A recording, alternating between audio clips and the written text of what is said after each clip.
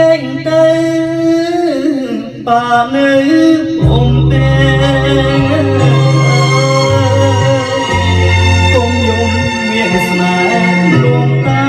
ជុំឈាមកូនយំម្ដងម្ដងឲ្យបាក្រំគ្រៀង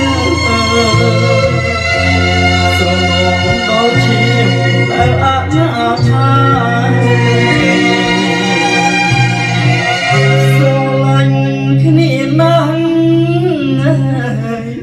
មិនដែលស្អើមងប្រេចកងក្បត់បងថាស្រងពីសេចូលសាច់មួយដុំឲ្យស្គមរៀងរៃអត់ចូលរៃអត់ក្ដីមេត្តា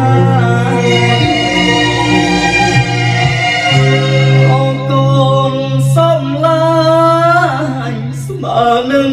ជីវិតថ្ងៃនេះយើងមិនកុំព្រីឯកាធ្វើមិនដេចម៉ែកូនត្រូវការរលាធ្វើអានុសាកុំសត់ឆ្លងបាន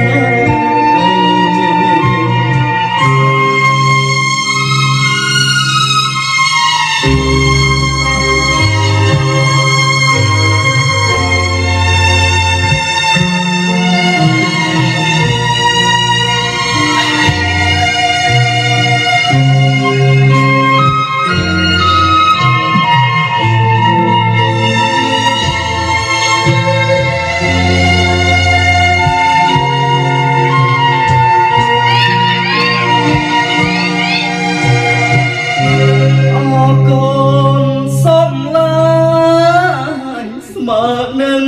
ជីវិតថ្ងៃនេះយើងបាត់នឹងកុំព្រីឯកាធ្វើមិនដេចនឹងម៉ែកូនត្រូវការដូឡាលេចអារម្មណ៍សាកុំសត់ឆ្លងដែរនេះគឺកម្មយើងមកពីអូពេលជាមិនរួចទេនៅក្នុងលោកីងំកូនធ្វើទៀនសាមស្ពានជាថ្មីបញ្ជារូបស្រីប្តីកាមកូន